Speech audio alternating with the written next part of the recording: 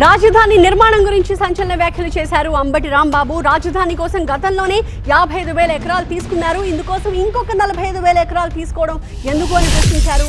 ఇన్ని వేల ఎకరాలు ఏం చేసుకుంటారో అర్థం కావట్లేదు. మన మనవాళ్ల తరం వచ్చినా కూడా రాజధాని నిర్మాణం పూర్తి కాదు అంటూ వ్యంగ్యాస్త్రాలు సంధించారు అంబటి రాంబాబు. 55,000 ఎకరాలకి అంటే అటవీ భూమితో కలిసి దానికి దిక్కు లేదు, ఇంకా 45,000 ఎకరాలు కావాలి. ఏం చేసుకుంటావా స్వామి, నాకు అర్థం కాలేదు చంద్రబాబు నాయుడు గారు. ఈ దుర్మార్గం నేను చాలా సందర్భాల్లో చెప్పా. అసలు ఒక రాజధాని నిర్మించమేంటి స్వామి, నాకు అర్థం కాలేదు.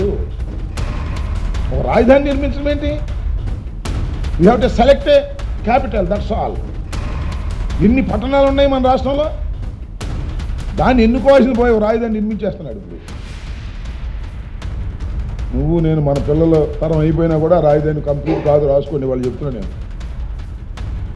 నా సంగతి దేవుడు ఎరుగు. నాకు 60 మా పిల్లల తరం కూడా, మా మనవల తరం కూడా అయినా కూడా రాజధాని పూర్తి కాదు. అంత శక్తి మనకు లేదు.